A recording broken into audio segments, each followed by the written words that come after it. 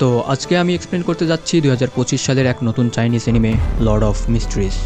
ভাই, আমি নিশ্চয়তা দিয়ে বলতে পারি যারা এই অ্যানিমে আগে দেখোনি বা ওয়েব নভেল আগে পড়োনি তারা এর প্রেমে পড়তে বাধ্য। এর ক্যারেক্টার, পাওয়ার কনসেপ্ট আর স্টোরি একেবারে অস্থির লেভেলের। যত বলবো ততই কম পড়বে। তাই দেরি না করে চলো শুরু করি আজকের উপস্থাপনা দ্য লর্ড অফ মিস্ট্রিজ। গল্পটা শুরু হয় 1349 সালের 9 সেপ্টেম্বর। একটা ছেলে ভয়ানক এক দানব আকৃতির ক্রিয়েচারের সঙ্গে লড়াই করছে, কিন্তু সে দানবটা এতটাই শক্তিশালী তার কাছে ছেলেটা অসহায় হয়ে পড়ে এবং অবশেষে মৃত্যুর কোলে ঢলে পড়ে। তবে মৃত্যুর ঠিক আগ মুহূর্তে ছেলেটি একটি রহস্যময় মন্ত্র উচ্চারণ করে, আর সেই মন্ত্রের সাথেই ঘটে এক বিশাল বিস্ফোরণ এবং সেই ভয়ঙ্কর দানব ধ্বংস হয়ে যায়। এদিকে দৃশ্য বদলে যায় বর্তমান চায়নায়। ঝাংরু নামের দর্শন বিভাগের এক প্রতিভাবান ছাত্র, যার দুর্ভাগ্য যেন তার ছায়ার মতো লেগে থাকে। এক রাতে তার চোখে পড়ে একটি পুরনো ডায়েরি। সেই ডায়েরিতে লেখা আছে ভাগ্য ভালো করার একটি মন্ত্র। সে সেই মন্ত্র পাঠ করে, কিন্তু তার ভাগ্য এতটাই খারাপ সে বর্তমান থেকে প্রায় 700 বছর পেছনে 1349 সালে ট্রান্সমাইগ্রেট হয়ে যায়। মানে সে অতীতের অন্য একজনের শরীরে চলে আসে। তার চোখ খুললে সামনে রক্ত এবং পিস্তল দেখে সে ভয় পেয়ে যায়। আমি কোথায়? তখনই তার কানে একজন ফিসফিসিয়ে বলে ক্লেন। আর আয়নায় সে নিজেকে দেখে বলে এটা কে? আমরা দেখি তার মাথার ক্ষত অস্বাভাবিকভাবে ঠিক হয়ে যায়। সে দ্রুতই বুঝে যায় তার ট্রান্সমাইগ্রেশন ঘটেছে। ক্লেন নামের মানুষের এই শরীরের ভাঙা ভাঙা স্মৃতি তার মনে পড়ে। আসলে ক্লেন টেনজেন শহরের হোই ইউনিভার্সিটির ইতিহাস বিভাগের একজন মেধাবী ছাত্র।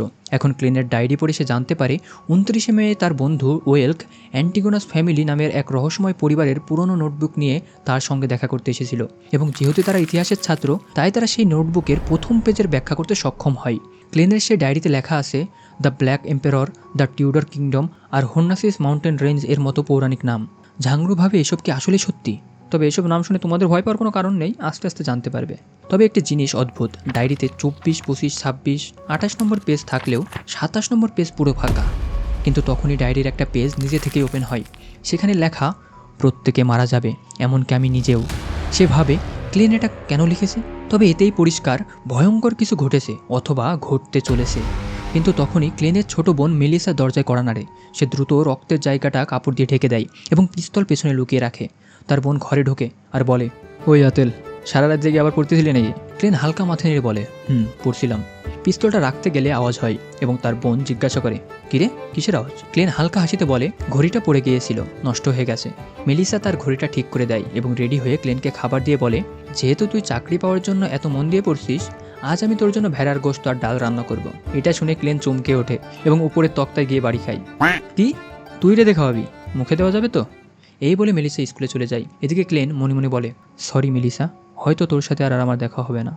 রেডি হয়ে ক্লেন পিস্তল কোমরে গুজে রুটির দোকানে যায়, কিন্তু তার নজরে পড়ে কেউ একজন তাকে লুকিয়ে লুকিয়ে ফলো করছে। সে দোকান থেকে বেরিয়ে দেখে কয়েকটা ছেলে তাস খেলছে।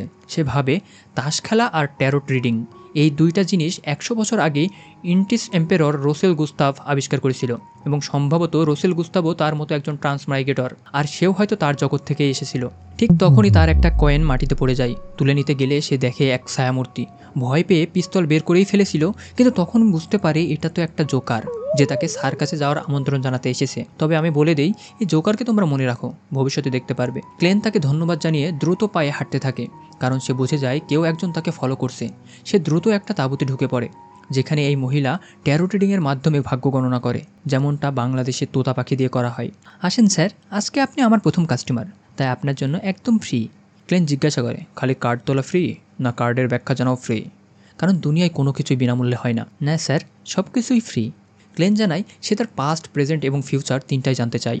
তখন মহিলাটি 3টা কার্ড বের করে সামনে রাখে। আপনি প্রথমে কোনটা জানতে চান? প্রেজেন্ট। আর তার কার্ডে লেখা দ্য ফুল, মানে বোকা, মানে এক নতুন শুরু, এক অজানা যাত্রা। আর তখনই আসল গণক চলে আসে, আর আমরা জানতে পারি এতক্ষণ যে মহিলাটি ভাগ্য গণনা করছিল সে তো একটা ফেক গণক। আর সেই মুহূর্তেই প্রবেশ করে সেই লোক যে ক্লেনকে ফলো করছিল। তবে ক্লেন সময় মতো সেখান থেকে পালিয়ে যায়। ক্লেন বাড়িতে এসে আবার সেই ভাগ্য ভালো করার মন্ত্র পাঠ করে, যেন সে তার নিজের দুনিয়াতে ফিরে যেতে পারে। তন্ত্র মন্ত্র ফু, কালো মেকুরের গু উড়ান সু। কিন্তু কিচ্ছু হয় না। ক্লেন হতাশ হয়ে পড়ে। ঠিক তখনই তার শরীর ঘামতে শুরু করে, মাথায় প্রচণ্ড ব্যথা শুরু হয়, চারপাশে লাল আলো ছড়িয়ে পড়ে। ক্লেন চিৎকার দিয়ে ওঠে। ক্লেনের চোখ খুলে যায় এক অদ্ভুত জায়গায়।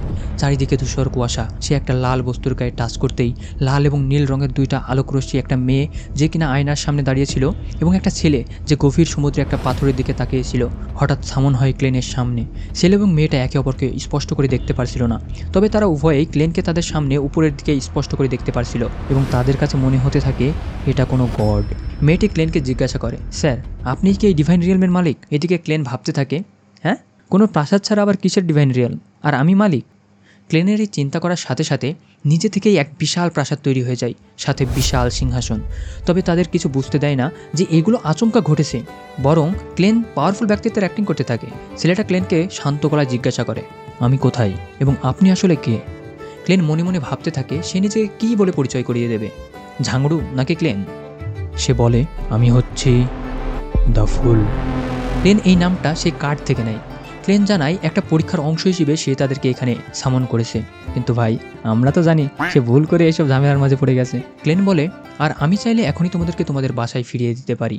এসবের মাঝে ক্লেন লক্ষ্য করে মেয়েটা এই ঘটনায় অনেক এক্সাইটেড, অন্যদিকে সেই ছেলেটা একেবারে ঠান্ডা প্রকৃতির, যার কারণে ক্লেন মেয়েটার সম্পর্কে ধারণা করতে পারলেও ছেলেটা সম্পর্কে কোনো কিছু ধারণা করতে পারে না।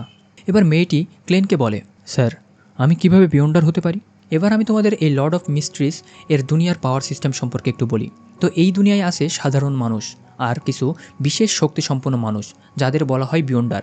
এখন সাধারণ মানুষ বিয়ন্ডার সম্পর্কে খুব একটা জানে না, তারা মনে করে এটা একটা গুজব। আর যে কোনো ব্যক্তি চাইলেই বিয়ন্ডার হতে পারে, তবে তাকে বিশেষ এক পোষণ মানে শরবত পান করতে হবে। আর এই বিয়ন্ডারদের শক্তির দিক থেকে 22টা ভাগ আছে এবং প্রত্যেকটা ভাগকে এক একটা পাথওয়ে বলে। আর প্রত্যেকটা পাথওয়েতে 9, 8, 7 এভাবে 0 পর্যন্ত মোট 10টা লেভেল আছে, যাকে বলা হচ্ছে সিকোয়েন্স। যার লেভেল বা সিকোয়েন্স যত কম হবে সে তত বেশি পাওয়ারফুল হবে। মানে যার সিকোয়েন্স 9 তার থেকে সিকোয়েন্স 8 বেশি শক্তিশালী, আবার 8-এর থেকে 7, 6, 5 পর্যায়ক্রমে বেশি শক্তিশালী। আর কেউ যদি সিকোয়েন্স 0-তে পৌঁছাতে পারে তাহলে সে গড লেভেল পাওয়ার পেয়ে যাবে।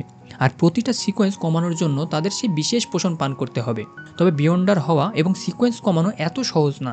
তারা সেই শরবত বা পোষণ খেলে নিজেদের উপর থেকে কন্ট্রোল হারিয়ে পাগল বা মনস্টারে পরিণত হতে পারে। তো মেয়েটি ক্লেনের কাছে বিয়ন্ডার হওয়ার উপায় জানতে চাই, কিন্তু ক্লেন তো এইসব সম্পর্কে কিছু জানে না। তবে আমাদের ক্লেন ভাইয়ের মাথা বুদ্ধিতে ভরা। সে বলে, তোমার প্রশ্নের উত্তর এই ভদ্রলোক দেবে। এখন ছেলেটা ভাবে মেয়েটাকে মনে হচ্ছে সে লোয়েন কিংডম থেকে এসেছে, আর আমি 7 সমুদ্র 13 নদী পার হয়ে সেই সোনিয়া সমুদ্র থেকে এসেছি। তাহলে এটা কিভাবে হতে পারে সে আমাদের এখানে নিয়ে এসেছে? ছেলেটি মেয়েটিকে বলে, বিয়ন্ডার হতে হলে তোমাকে প্রথমে একটা চার্চের সঙ্গে যুক্ত হতে হবে। সেটা এভারনাইট গডেস বা লর্ড অফ স্টর্ম বা যে কোনোটাই হতে পারে। আমি আর একটা কথাও বলে দিই, বিয়ন্ডার হতে হলে যে শরবত বা পোষণ প্রয়োজন অবভিয়াসলি তা সবার কাছে থাকবে না। তাই এরকম বিশেষ কিছু সংগঠন আছে যাদের বলা হয় চার্চ, আর তারা অনেক বছর ধরে এই সব বিষয় নিয়ে গবেষণা করছে এবং তাদের কাছে সেই পোষণ পাওয়া যায়। অথবা তোমাকে রয়্যাল ফ্যামিলির কাছে যেতে হবে। মেয়েটি বলে, এটি বাদে অন্য কোনো উপায় নেই? ছেলেটি জানায়, উপায় একটা আছে, আর তা হলো তার কাছে সিকোয়েন্স 9-এর 2টা পোষণ আছে।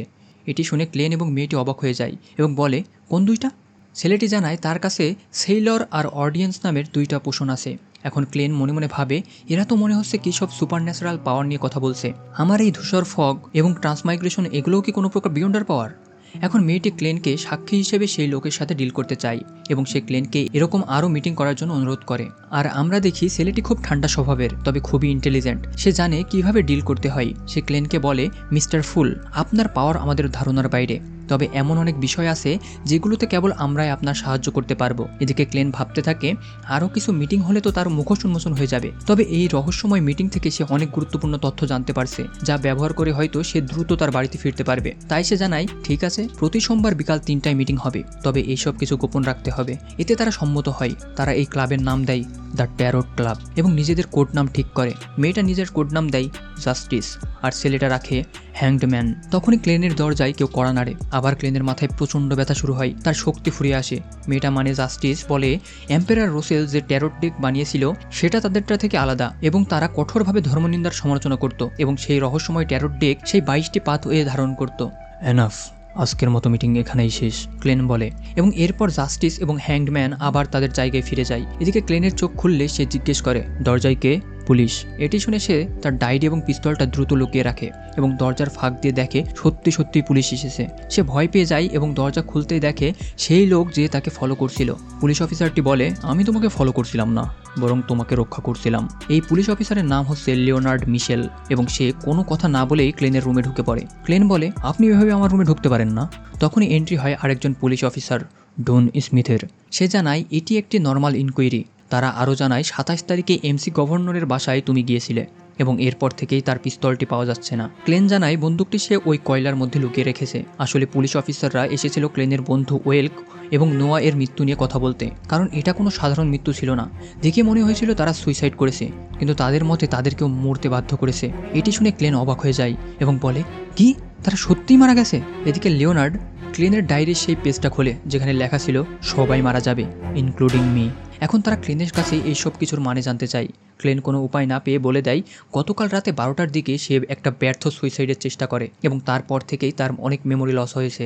পুলিশ অফিসাররা তার কথা বিশ্বাস করে না এবং বলে তার সাইকিক ভেরিফিকেশনের মাধ্যমেই আমরা বুঝতে পারবো। এটি শুনে ক্লেন ভয় পেয়ে যায়, কারণ সাইকিক ভেরিফিকেশন হলে তারা জেনে যাবে যে ট্রান্সমাইগ্রেট হয়ে এই দুনিয়ায় এসেছে সে। তাই সে একটা সুযোগ পেতেই সেখান থেকে পালানোর চেষ্টা করে। পালানোর সময় দেখে জানলা থেকে একজন তার উপর পানি ফেললে সেই পানি বাতাসে থেমে যায়, আবার চারিপাশের জমিন একলাই ভাসতে থাকে। সে বুঝে যায় তার আশেপাশে কোনো বিয়ন্ডার আছে। সে দৌড়ে একটা গরুর গাড়িতে ওঠে এবং বন্দরের দিকে যেতে বলে, কিন্তু গাড়িওয়ালা অন্যদিকে গাড়ি মোড় নেয়। আর যখন সে গাড়ি চালকের দিকে তাকায় সে দেখে এ আর কেউ না, বরং পুলিশ অফিসার ডন স্মিথ।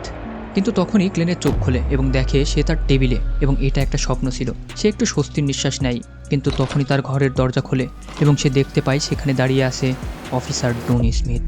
ক্লেন বুঝতে পারে অফিসার ডুন একজন বিয়ন্ডার যে মানুষের স্বপ্ন ম্যানিপুলেট করার ক্ষমতা রাখে। ডুন বলে, রাতে আমরা এতটা শক্তিশালী হই যা তোমার ধারণার বাইরে। আর ভাই আমি বলে দিই, এই অফিসার ডুন খুবই শক্তিশালী।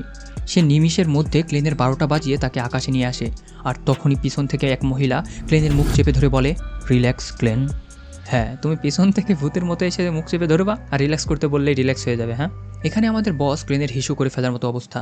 আর এরই সাথে ক্লেন পৌঁছে যায় নতুন একটি দুনিয়ায়, যেখানে সে তার চাইনিজ দুনিয়ার মা বাবাকে দেখতে পায়। সে বুঝে যায় এটা তার স্মৃতির ভিতরে। তবে সেই ধূসর ফগের কারণে সেই মহিলা ক্লেনের কোনো স্মৃতি দেখতে পারে না। তখনই মহিলাটি দ্রুত ক্লেনের মুখ চেপে ধরে এবং জিজ্ঞেস করে, বলো ক্লেন, 27 জুন কী হয়েছিল এবং তুমি সেই অ্যান্টিগোনাস ফ্যামিলির নোটবুকটা কোথায় রেখেছো? ক্লেন ভয়ে ভয়ে বলে, আমি জানি না। আর তখনই ক্লেন সেই ধূসর সাদা ফগ ম্যানিপুলেট করে একটা বন্দুক বানিয়ে মহিলাটির দিকে তাক করে। তবে সে মহিলাটির উপর গুলি না চালিয়ে বরং নিজেকে সেই বন্দুক দিয়ে শ্যুট করে আত্মহত্যা করে।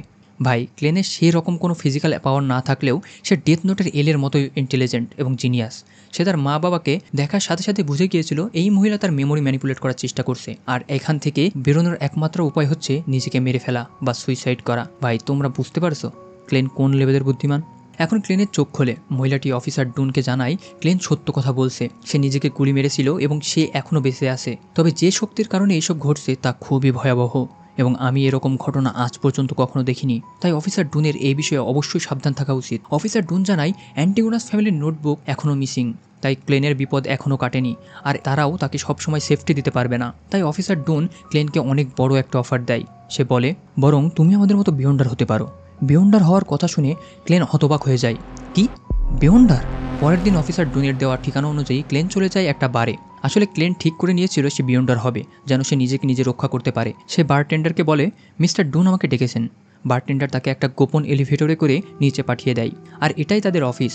আর আমি বলে দিই, এটা হচ্ছে দ্য এভারনাইট গডেস চার্চের একটা অংশ, যারা ব্ল্যাকথর্ন সিকিউরিটি কোম্পানি এর নামের পেছনে বিয়ন্ডার্সদের নিয়ে বিভিন্ন গুপ্ত কেসগুলো সমাধান করে। এবং এই চার্চের মেম্বারদের বলা হয় নাইট হক। সেখানে তার পরিচয় হয় ক্লার্ক রোজানার সাথে, যে তাকে ভিতরে নিয়ে যায়। তারপর তার দেখা হয় রয়্যাল রিডেন এর সাথে, যে একজন নাইট হক, এবং তার বিয়ন্ডার পাথওয়ে হচ্ছে দ্য স্লিপলেস পাথওয়ে। মনে আছে তো বিয়ন্ডার্সদের সেই 22টি ভাগ? দেখো তো সে অনেক সুন্দর না? তারপর সে ফ্রিয়ে নামে আর একটা নাইট হককে দেখে, যার পাথওয়ে হলো দ্য কর্পস কালেক্টর। আর তোমরা যদি এখনো পাথওয়ে বা সিকোয়েন্স বুঝতে না পারো তাহলে সমস্যা নাই, দেখতে থাকো তাহলে বুঝে যাবে। এরপর রোজানা ক্লেনকে তাদের ক্যাপ্টেন মানে ডুন স্মিথের রুম দেখিয়ে দেয়। আর যেহেতু সে ক্যাপ্টেন স্মিথকে ভয় পায় তাই সে সেখান থেকে চলে যায়। ক্লেন দেখে ক্যাপ্টেন ডুনের রুমের দরজা বিশাল বড়। সে রুমে প্রবেশ করে। ক্যাপ্টেন তার সিদ্ধান্তে খুশি হয় এবং তাকে একটা ফর্ম পূরণ করতে দিয়ে তার আঙুলের টিপসই নেয়। আরে ভাই, তার জমি দখল করার জন্য না, বরং ক্লেনকে সে পুলিশের চাকরি দিয়ে দেয়। এরপর সে তাকে নিয়ে যায় একটা গোপন জায়গায়, যেখানে এর পূর্বে যত নাইট হক যারা এই টিনজেন শহরকে রক্ষা করতে গিয়ে শহীদ হয়েছিল তাদের স্মৃতি রাখা আছে। সেখানে ক্লেন মোমবাতি জ্বালিয়ে শ্রদ্ধা জানায় এবার ক্যাপ্টেন ক্লেনকে সকল সৃষ্টির যে পৌরাণিক গল্প রয়েছে তা সম্পর্কে জানতে চায়। ক্লেন বলে, হ্যাঁ আমি শুনেছি সেই ক্রিয়েটরের জন্ম হয়েছিল মহাতাণ্ডব থেকে। সে প্রথমে তৈরি করে এক টুকরো আলোক রশ্মি, তারপর এই সকল কিছু। তার এক চোখ থেকে তৈরি হয় সূর্য, আর আরেক চোখ থেকে সেই ক্রিমসন চাঁদ। তার বডি থেকে তৈরি হয় এই পৃথিবী এবং সকল তারা, আর কান পরিণত হয় ভয়ঙ্কর নেকড়েতে, এবং তার চুল ফনিক্স পাখিতে। তবে প্রশ্ন হচ্ছে কোন চুল? সরি, এটা out of the story. Captain জানায় তাদের সকলের জন্ম সেই ক্রিয়েশন থেকেই, আর মানুষ এখন এক রহস্যময় পানীয় পান করে 22টি পাথওয়ের যে কোনোটির শক্তি অর্জন করতে পারে। তবে আপাতত তাদের কাছে মাত্র 4টি পাথওয়ের সিকোয়েন্স 9 পোষণ আছে, যেগুলো হলো the sleepless pathway, corps collector pathway, যেটার মাধ্যমে কেউ সেলফ ডিফেন্সের শক্তি অর্জন করে, আর হচ্ছে দ্য মিস্টেরিয়াস প্রিয়ার অ্যান্ড সিয়ার পাথওয়ে, যাতে তারা দেখার এবং প্রার্থনা করার রহস্যময় শক্তি অর্জন করে। কিন্তু প্রিয়ার এবং সিয়ার এই 2টি পাথওয়ে সবচেয়ে দুর্বল। এখন ক্লেন সিদ্ধান্ত নিবে সে কোন পোষণ পান করতে চায়। এজন্য ক্যাপ্টেন তাকে রসায়নবিদ নেইলের কাছে পাঠায়, যে তাকে এইসব আরও ভালোভাবে বোঝাবে যেন সে সঠিক সিদ্ধান্ত নিতে পারে। এখন ক্লেন ক্যাপ্টেনকে বিদায় জানিয়ে নেইলের কাছে যেতে যেতে ভাবে, আমার কোনো পাওয়ার টাওয়ার লাগবে না, আমার লাগবে শুধু নলেজ এবং মিস্টিসিজম। সে ভাবে পাথওয়ে নির্বাচন তো কলেজ নির্বাচন করার মতোই কঠিন। সে ভাবতে ভাবতে নেইলের রুমে এসে প্রবেশ করে, আর তখনই প্রবল বিস্ফোরণের মাধ্যমে এন্ট্রি হয় বুড়ো নেইলের। আর এই নেইলের পাথওয়ে হলো দ্য মিস্ট্রি প্রিয়ার। সে ক্লেনকে বোঝানোর পরিবর্তে তাকে দিয়ে তার টেবিল গোছাতে বলে। টেবিল গোছানোর সময় নেইল এটা শুনে অবাক হয় যে সে দর্শন বিভাগের ছাত্র ছিল এবং সে সবচেয়ে কঠিন ফাইজেক এবং হার্স ভাষা জানে।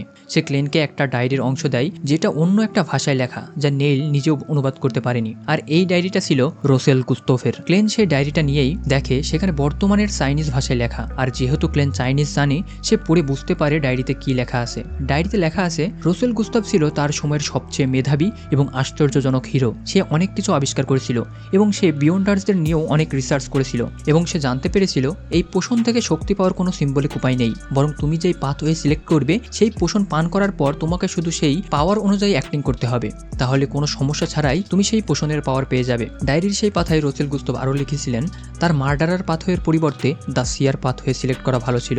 এই সকল গুরুত্বপূর্ণ ইনফরমেশন জানতে পেরে সে মিস্টার নেইলকে জানায় সে দ্য সিয়ার পাথওয়ের পোষণ পান করতে চায়। তবে সে যে সেই ডায়েরিটা পড়তে পেরেছে তা নেইলকে জানায় না। মিস্টার নেইল দ্রুত তার জন্য বিভিন্ন পদার্থ, যেমন 9 গ্রাম ড্রাগন ব্লাড গ্রাস পাউডার, 10 মিলি লাভস স্কুইডের জমাট রক্ত এবং আরও 2 প্রকার গাছ, আর সবার শেষে 50 গ্রাম স্টেলার অ্যাকোয়া ক্রিস্টাল দিয়ে সেই পোষণ তৈরি করে ফেলে। ক্লেন ভাবে এটি দেখে তো বিষ মনে হচ্ছে, খেয়ে যদি পটল তুলি। সে আবারও নেইলকে জিজ্ঞাসা করে, স্যার সম্পূর্ণটুকু খাবো? আরে হ্যাঁ, সম্পূর্ণটুকু ঢকঢক করে গিলে ফেলো। ক্লেন এক ঢোকে সম্পূর্ণ পোষণ গিলে ফেলে। সাথে সাথে তার পুরো শরীরে রক্তের সাথে সেই পোষণ মিশে যায়। তার কানে বাজতে থাকে, ফ্লেগ্রা হর্নাসিস, ফ্লেগ্রা হর্নাসিস, ফ্লেগ্রা হর্নাসিস। ধীরে ধীরে এই পোষণ তার ডিএনএ এবং মাথার নিউরনে পরিবর্তন আনতে শুরু করে এবং তার হৃৎপিণ্ডে একটা পাওয়ার বুস্ট দেয়। তার চোখ বেরিয়ে আসার মতো অবস্থা হয়। ক্লেনের কাছে সবকিছু এলোমেলো লাগতে থাকে। মিস্টার নেইল বলে, তোমার মাঝে কিছু পাওয়ার জন্ম নিচ্ছে, এখন এমন হওয়া স্বাভাবিক। তুমি শুধু যে কোনো একটা বস্তুর কথা চিন্তা করো। আর ভাই কি বলবো, ক্লেন চিন্তা করে একটা নিউক্লিয়ার অ্যাটম বোমের কথা। ভাবতে পারছো কি হতে চলেছে?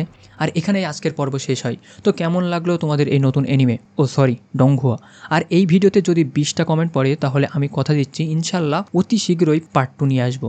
তো দ্রুত যা ইচ্ছাতে কমেন্ট করে ফেলো। তো দেখা হচ্ছে পরের পার্টে, ততক্ষণ পর্যন্ত টাটা অ্যান্ড গুড বাই।